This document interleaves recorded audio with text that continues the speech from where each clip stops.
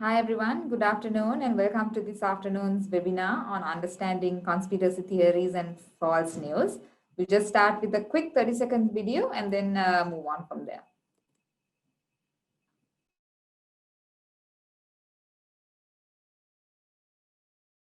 This is Max. He never shares anything before verifying. Be like Max. Think before you share.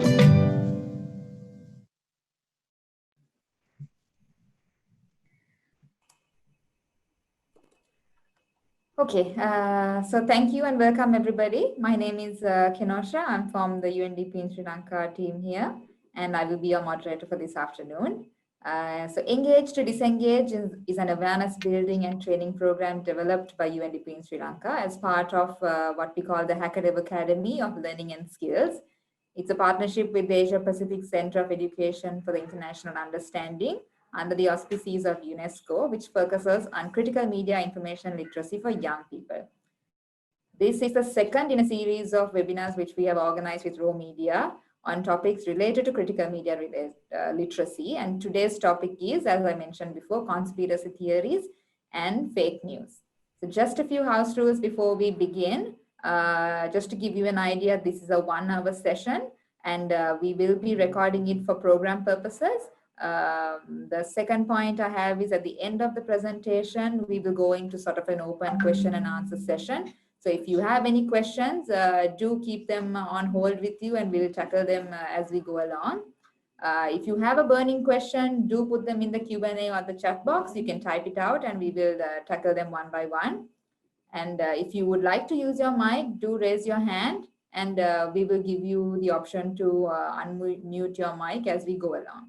So with that, let me hand it over to our speaker for the day, Chris Thomas, who is a journalist for Raw Media. Over to you, Chris. Thank you, Kenosha. I'm just going to start sharing my screen.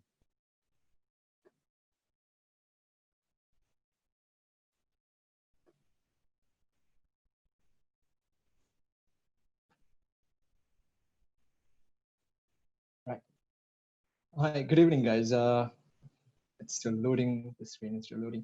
Yes, like Kenosha said, my name is Chris Thomas. I'm from Raw Media. I've been a journalist at Raw Media for about 2 years now. At Raw, we are right now working on what we've been dealing with is like current affair stories. We write about features. We write features.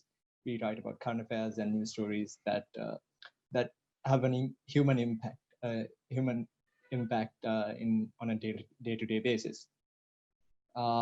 Today's topic, like Kenosha said again, this is the second topic, fighting fake news and understanding conspiracy theories. It's a part of a series these guys have started, and last week we discussed critical media literacy, and stemming from that, fake news is obviously the next choice. I hope you guys have your tinfoil hats on and start.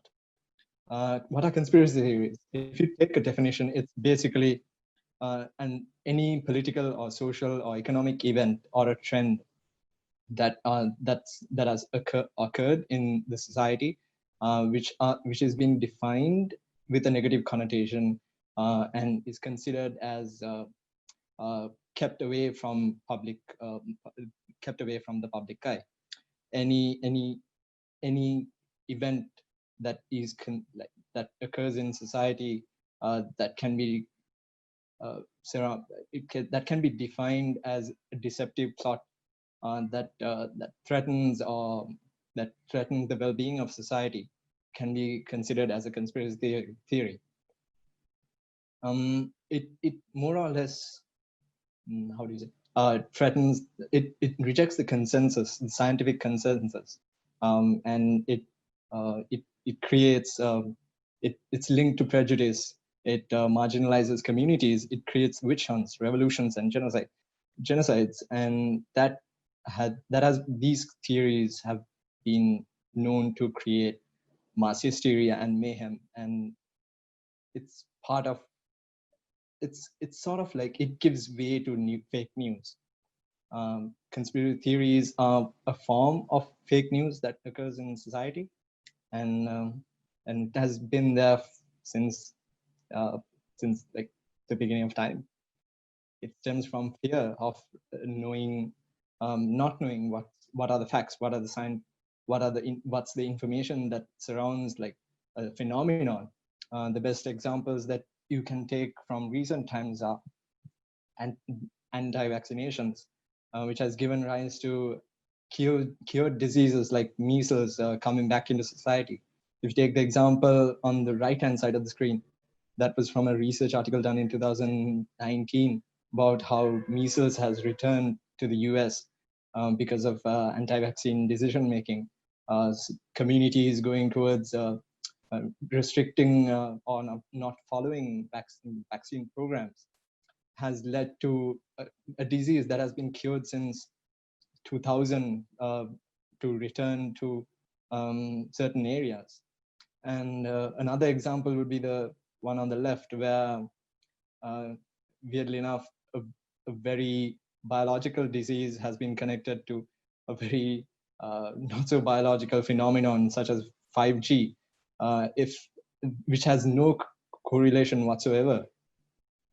That has also been, there were situations where people started burning down 5G towers in UK, USA, and it even sort of like stemmed to Sri Lanka as well, where the virus, the coronavirus pandemic was connected to, was supposedly, allegedly connected to, at least they claimed that was connected to Wi-Fi and the telecommunication sector and the digital area, digital technology. These are the sort of conspiracy theories that have been going on for some, like, recently. There are so many others, and there are local examples as well. And some of them are ridiculous. I think the most infamous one is the sterilization pills that have been doing its rounds since late 2000, around 2014, 2013, and it still makes the news rounds. It's still discussed, even though it has been scientifically proven that sterilized pills or medicine, any kind of medicine that sterilizes a person or a community, is not possible.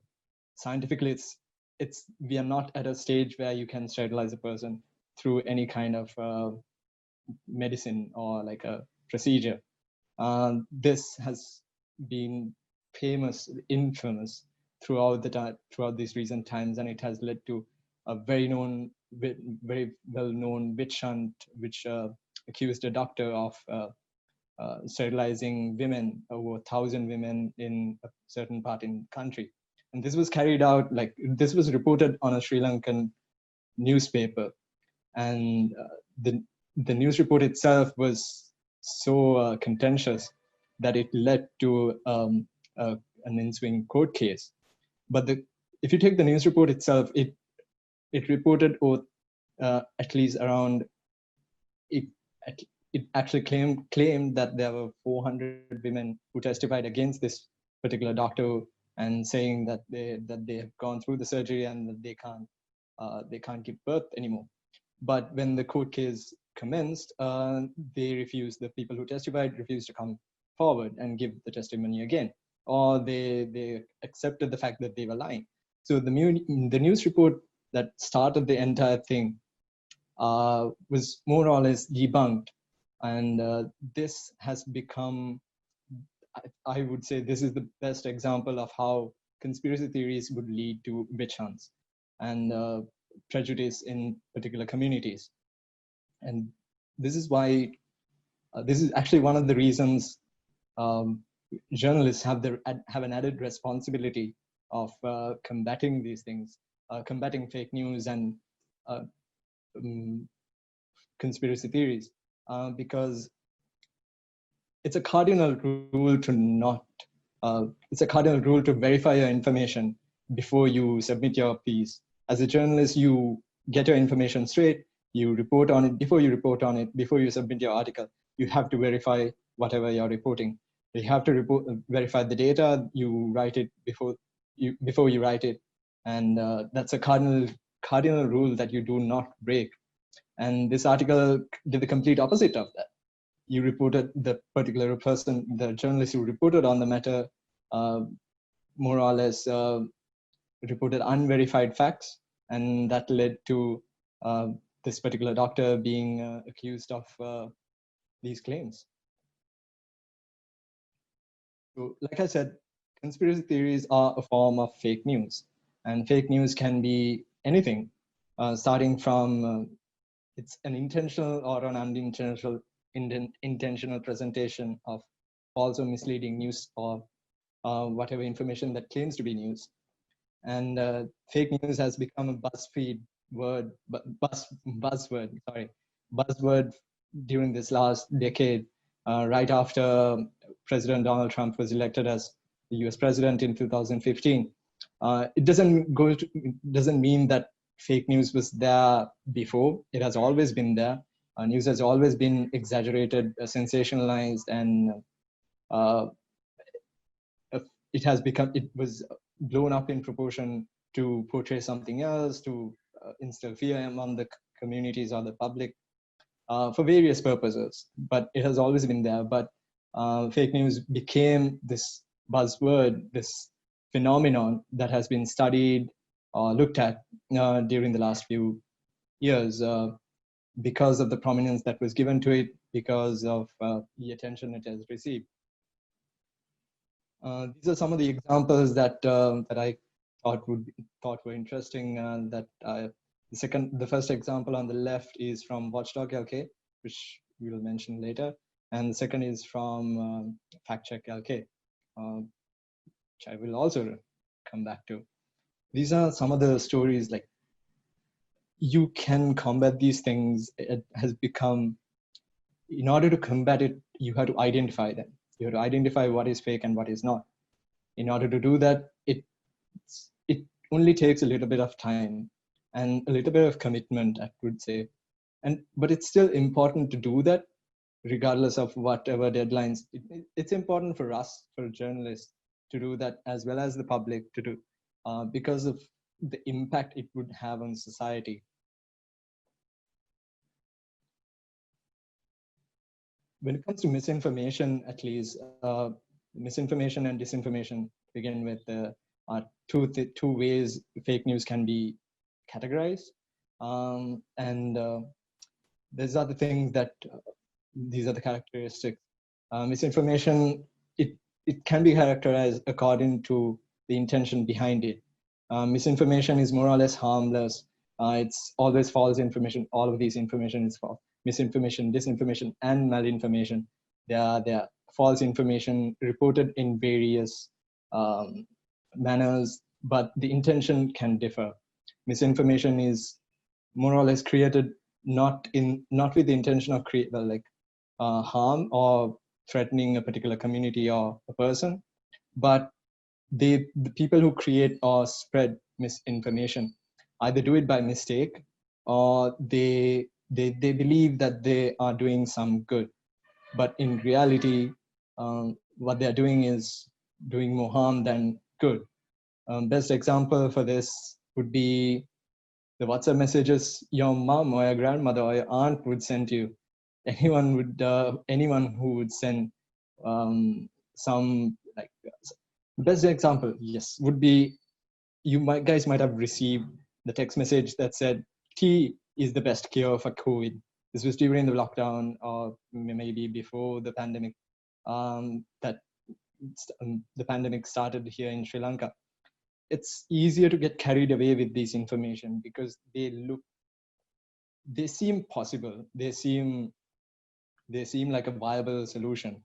Yeah, I mean, if you have a fever and you drink tea, that sounds legitimate, but it's really not. That's why I said it's easy to get carried away with these things. It's easy to get on this bandwagon and share this information. But in the long run, they end up doing more harm than good. Similarly, disinformation is also false information, but the intention behind it is different, completely different.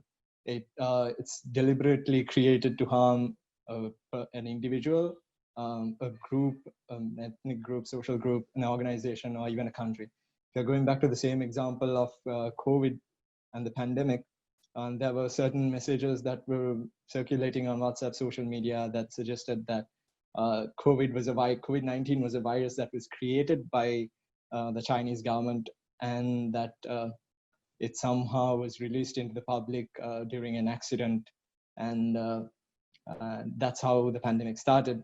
It sounds very sci-fi. It sounds exciting. That's one of the reasons these things circulate and gets spread around so quickly, so fast.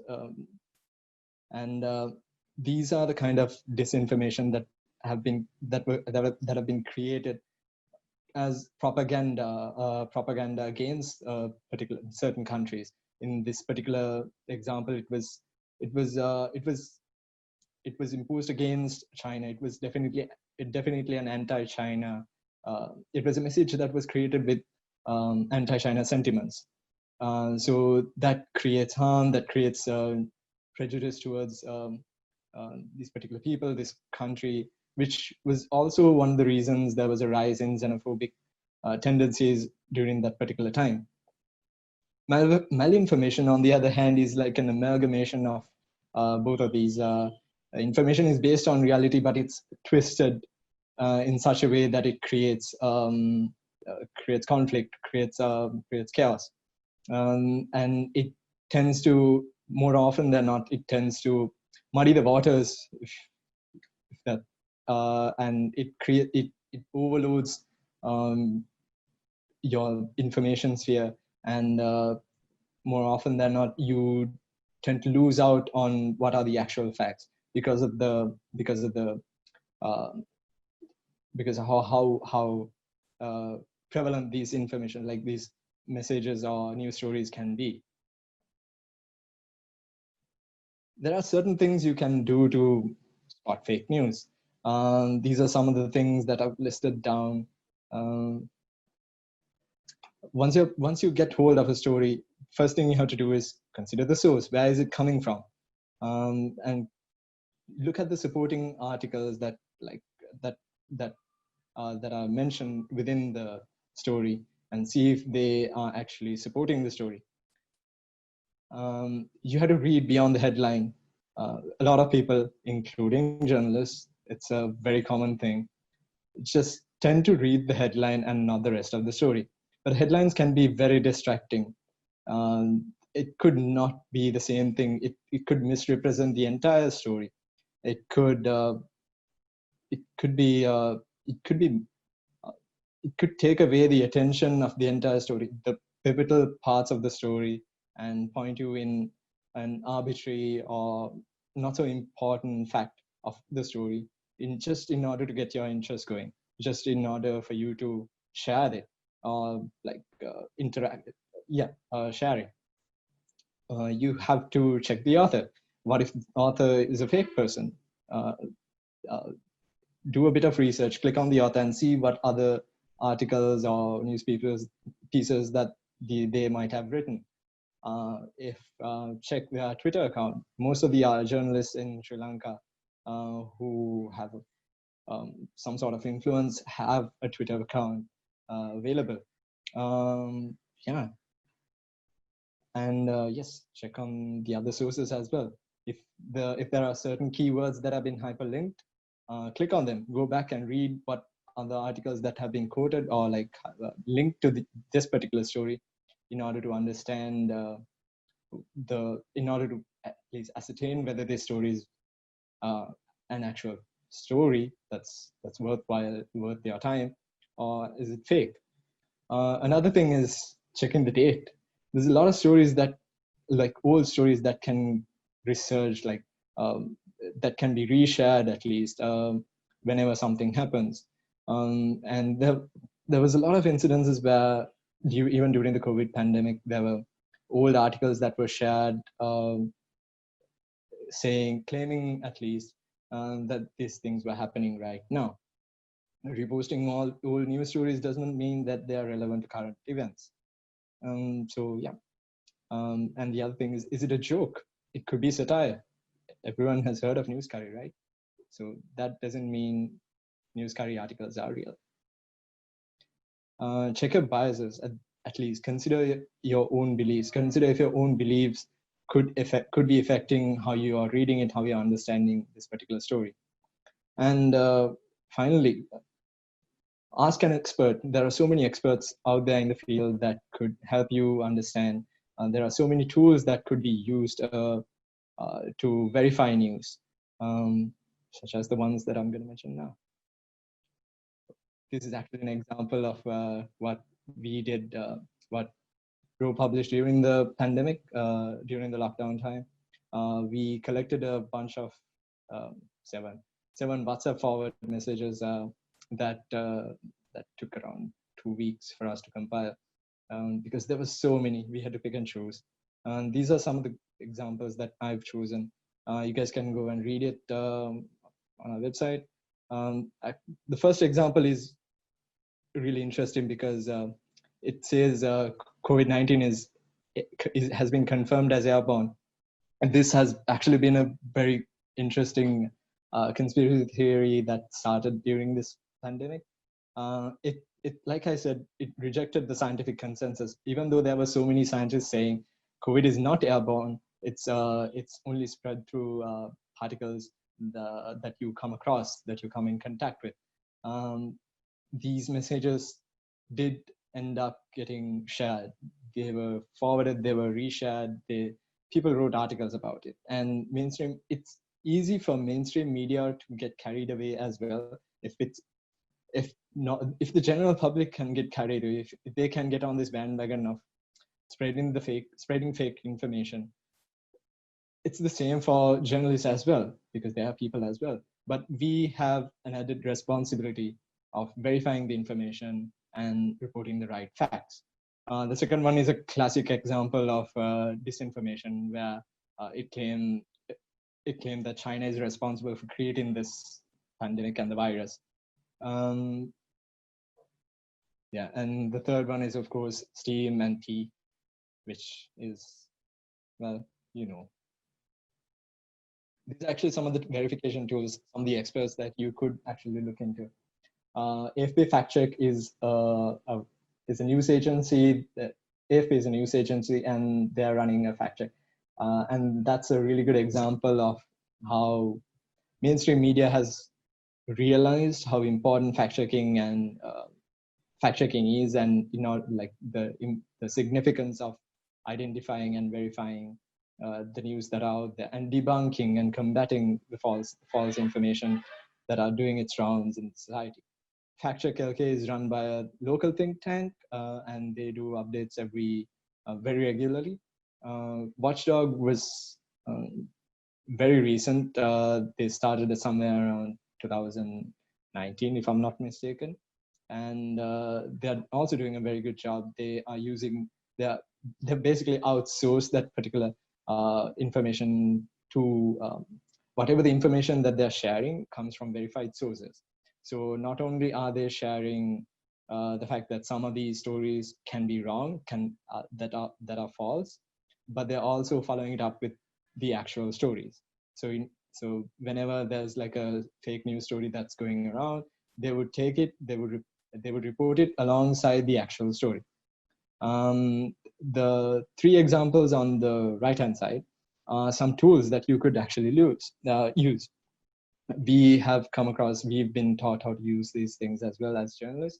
TinEye is sort of like reverse Google image search, which helps you identify whatever image that is uploaded, whether it's a real photo or whether it has been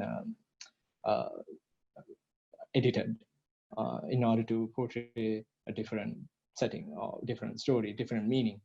Invid and vVerify are two video plugins that you could download and install into your video web browser, and they will actually help you verify or check videos frame by frame.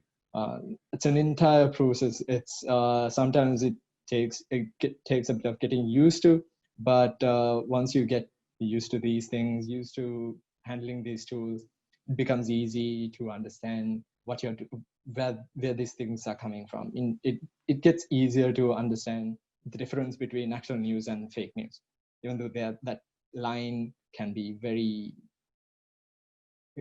merge, and like it can be really hard to identify, but it gets easy once you get into the practice of it.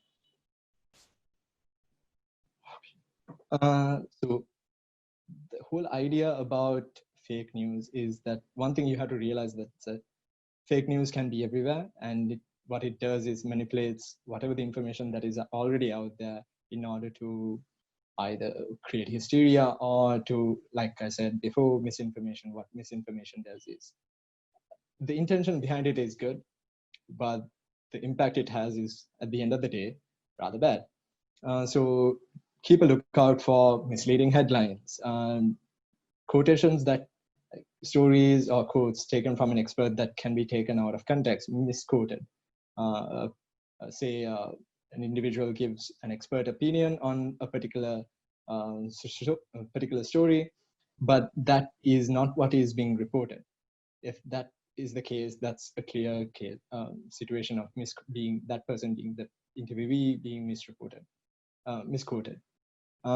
Sometimes articles can be carried out as instead of as fact but as opinion. So whenever you're reading, just check to see if this is actual facts that are being reported, or whether this is an opinion of someone.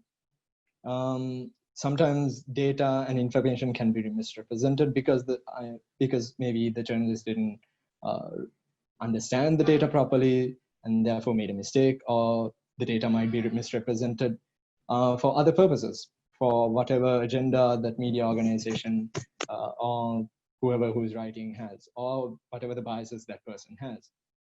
And more often than not, people do tend to make up information, create or take out data and information out of thin air and report it as fact. And that's also very possible. Another thing you can look out for are pseudo experts and think tanks, people who claim to be experts giving out expert opinion, and that these are the things you should look out for if you're a responsible and active citizen, who's interested in doing some good instead of sharing this particular WhatsApp message or SMS message that you received, the text you received saying the most ridiculous thing you could think of. It's like I said, it's easy to get on this bandwagon and get carried away, and that's what happened most of the time. But at the end of the day, they do create more harm than good, and it is your responsibility as well as ours to be mindful of these things and develop this habit of understanding what's actually fake and what is actually real. Thank you. Any questions?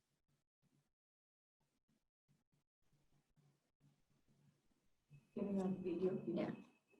Thanks, Chris. No worries.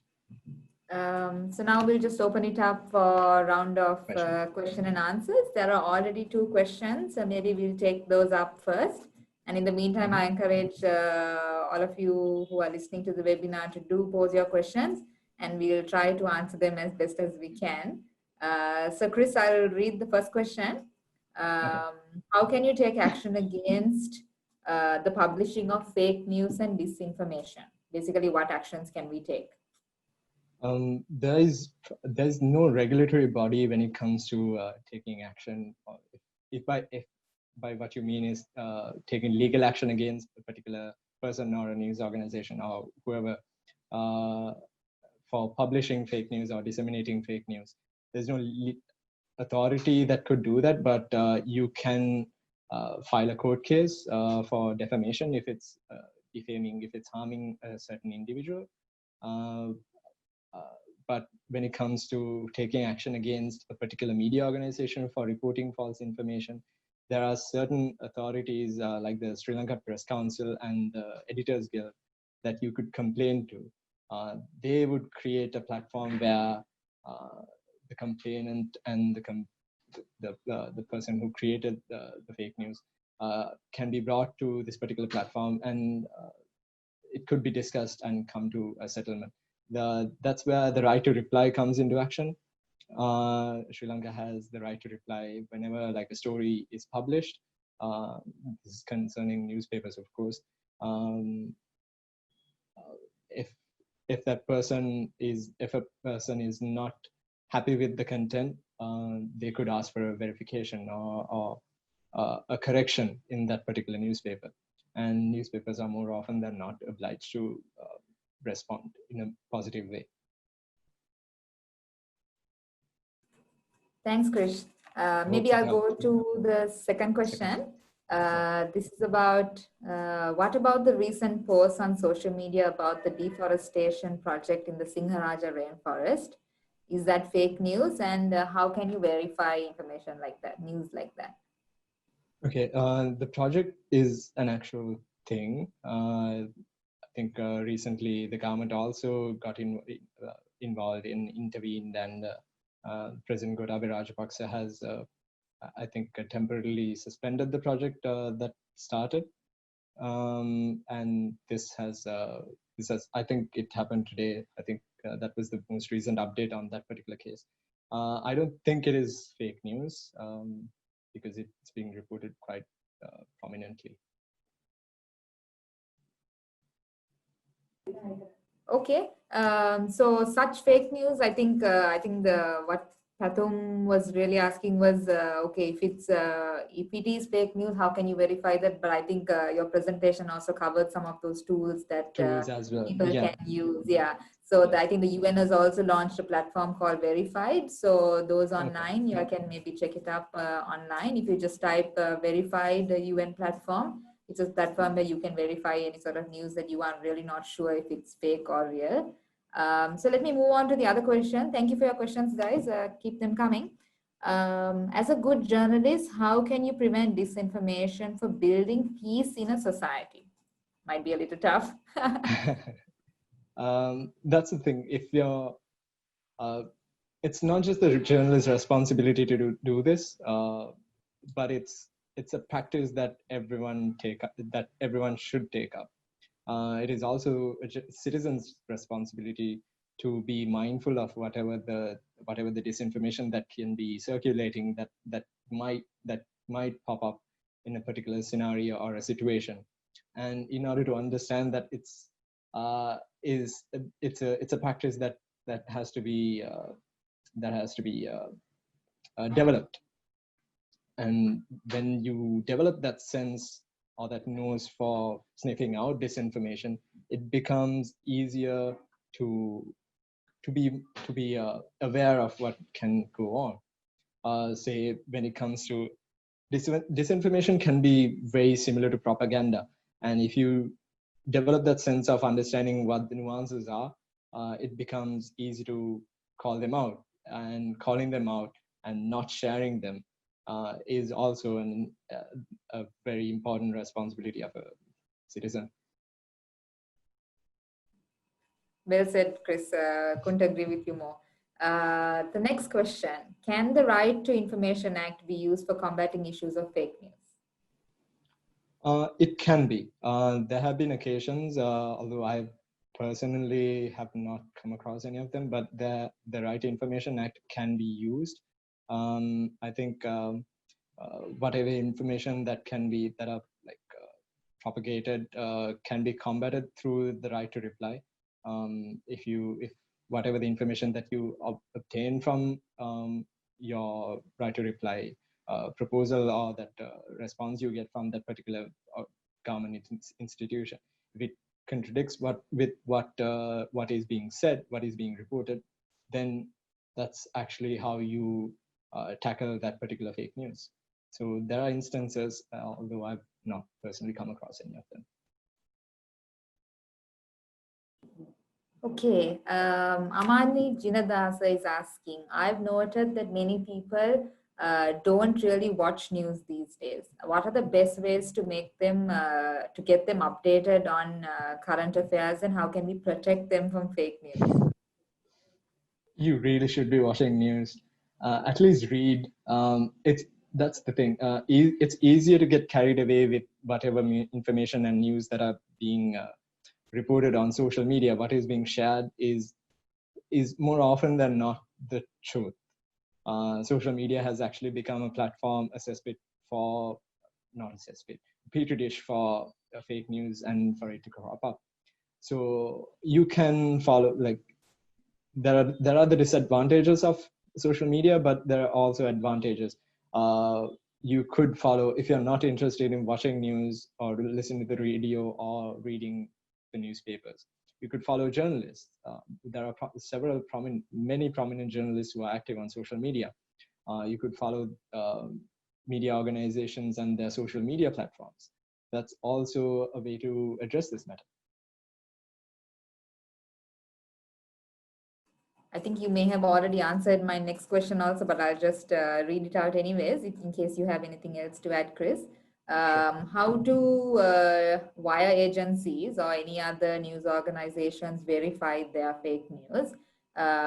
Because what Anju is asking is, for example, if we watch 4 different news channels, you may get 4 different news. So how do we sort of stay on top of things?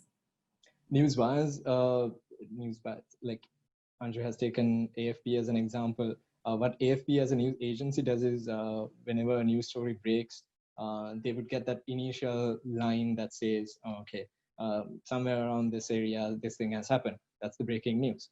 When that happens, they would send a journalist to cover, or journalist or a team of reporters, a team of a camera team to report from that particular scene. That's how you get the correct information. But when it comes to having several story angles of one particular incident, that has always been there. So it also depends on the team of reporters that come across, and that's part of the added responsibility these us as journalists have when it comes to reporting. Nowadays we don't just report the information that is already there. We have to verify, we have to double check, we sometimes have to triple check whatever that is being reported in order to get the actual truth, and that's a long process. So yeah, I hope that answers that question. Okay, thank you, Chris. The next one is a little bit confusing, so maybe Husna Sheikh Hussein, if you would like to ask the question yourself, maybe just raise your hand and we'll unmute it. In the meantime, maybe I'll read the question. When we study history, there have been some situations or experiments that have gone wrong for humanity. Example, the Tuskegee Experiment. Not sure if I'm pronouncing it right. Is it Tuskegee or Tunguska? Yeah, the first one you said, Tuskegee. So how can we really stay back without believing some information? So many times I was left in confusion. I'm not sure if she meant Tuskegee or the Tunguska experiment. Husna Sheikh Hussein, if you're around, maybe you'd like to clarify if you're comfortable with that. You can just raise your hand and we'll unmute you. Yeah. Yes, Go for it. It's Tuskegee. Yeah, Tuskegee Experiment. Is it the Russian sleep experiment? I'm not sure what you mean by the Tuskegee experiment. It's syphilis. It's against, like, they were checking for syphilis disease in the black black Africans, Americans. 400 people were tested with the vaccination, and they didn't reveal that they are contaminating their body with the germs or virus, anything. So they said they paid them also. Later only a few people they gave the information that you all have been used by these people. So they came against the authorities who have been practicing that. So that's against him, as there are so many other experiments too that I have studied. So I have left in confusion at the time. Okay, so I've personally haven't read about the Tuskegee experiment, but this is the first time I came across this. But yeah, people have been used. Certain communities have been used, like when it comes to, in the name of science, for experiments like this. A very good example would be Henrietta Lacks, whose whose bioinformation was taken without her notice to do medical research. But the good thing about these things is that with time, these matters come out. Like the Henrietta Lacks story was reported by a really good investigative journalist, and she wrote a book as well. So and she interviewed Henrietta Lacks's family who survived and her descendants in order to do the particular research and put her story across. So if it's confusing you, there's a very good possibility that it was written in that way to confuse the reader and to spread fear to instill fear in the reader. So read more. That's how you would understand, read better, read more, read better sources and books. Pick and choose whatever the sources and the books that you're reading on it, and that way it's a form of building up that sense of picking up fact from fake, I would say. I really hope I answered that question. Thanks, Chris, and thank you for that question. Okay, we have a few more questions. Maybe let's go through some of them. Sure. One, Shalinder, thank you for your question. I think Chris may have answered some of these, but Chris, maybe if you'd like to add on, the question is, what actions can we take to prevent the publishing of fake news?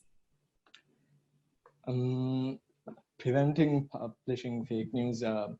Right now, newspapers have an immense, newspapers and mainstream media have an immense responsibility to understand, differentiate between fake news and actual news.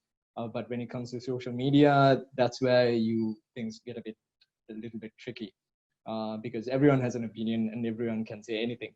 And when the government tries to intervene in these particular matters, that becomes a very contentious fundamental rights issue.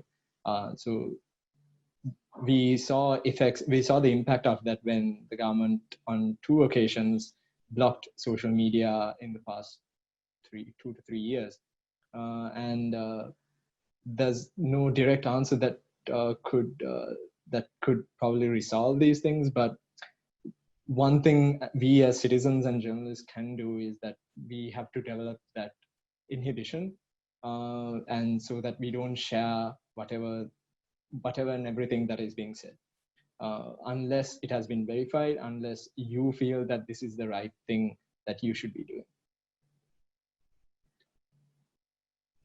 Thanks, Chris. Amani Jinadasa is back clarifying her previous question. Maybe Amani, if you're around, would you like to ask the question yourself? Amani Jinadasa, if you're around. She's asking was how to protect other people. Chris, my question was when I talk with people, I have noticed that many of them are not watching news or not reading, Right. but they're active on social media and they share stuff, but that's not the accurate news, and they are taking the post and everything. So I was asking what measures can I take? Because if I ask them to watch news, they say, no, we don't want to watch, we don't have time or something. What's the best way to make them better informed? What are the measures that I can take? Okay, call them out. If you have verified information that contradicts with what they have shared, call them out and tell them, look, this is how I did it. This is how I verified my information. And this is how you could learn too. It's not a hard thing to do. It's just developing that sense, like I've said so many times. Once you develop that sense, and that when you get called out on something like that, people tend to listen to those things. So I would say call them out, and but be polite about it.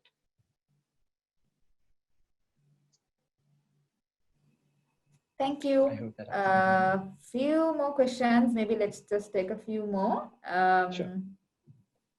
Okay. Romesh Samarasinghe says, who are the responsible people to notify when a fake news is spreading around without ourselves getting involved in such complaints, since we are quite busy with our day-to-day work? What are the channels that we should inform direct, and how can we sort of go about it without personal involvement, basically? Right. say you come across a fake news, a message that has been circulated around WhatsApp or Viber or whatever social media that is. Watchdog.lk is actually a really good platform where you can send in screenshots and ask them to verify these things. And other than that, you could, if it, like I said before, if it defames a particular person and you know that particular person is being harmed in any other way, and this particular news is being published on newspapers, you could lodge a complaint at the Sri Lanka Press Council. And that's one way of doing that too. Perfect, thank you. Okay, Ruan Nishanta is talking about, I think basically his question is about how do you identify a scam? Phishing, yeah, this is phishing. It could come on email, yeah. Phishing, so this reads like a classic case of phishing, and they're trying to get your credit card details or bank details and try to get money out of you, basically. That's called phishing. And these things are very common, and they normally end up on your spam in your email. But sometimes if you're on social media, you get them as Instagram messages or even Facebook messages, which is really, it can be frustrating, but they always follow this particular pattern of this style of writing. They always start in this particular way, and that makes it really easy to identify these things. If you don't know that person and whatever that person is asking feels strange, don't respond. Easy as that. And there's a good chance it is a scam. Thanks, Chris. We have a comment from Anju, I think follow up from her previous question. She says, thanks, Chris. I focused on Facebook fake news verification. As we know, Facebook uses third parties like AFP or Watchdog for false news verification. So the news verified by third parties may not be always accurate, just an idea. Yeah, absolutely. I agree with that. So we have one more question and then we can wrap up. Basically, a quick question on what is the difference between conspiracy theories and fake news? There's really no difference. It's more or less the same thing, but fake news can be anything from like, can be day-to-day information that seems misleading. But when it comes to conspiracy theories, it can be very flamboyant. It can be the other extreme of fake news. So if you put both of these things on a gradient, fake news would be the lighter, milder version of it, of a conspiracy theory, while the conspiracy theory could be outlandish, strange information that at a glance can be almost ridiculous. So I hope that answers that question, whoever asked it. Thanks, Chris. So I think we have no more questions, so maybe we can wrap it up now. Thank you to everyone who logged in today. You've been a great audience. So many questions piling up, which is really nice. Good to have an interactive session. We have one more webinar coming up, which will be next week. So do stay in touch with us and follow our Facebook and platforms, even the raw media platforms. And we will let you know when the next webinar is. Just give me a second, I'm getting a note.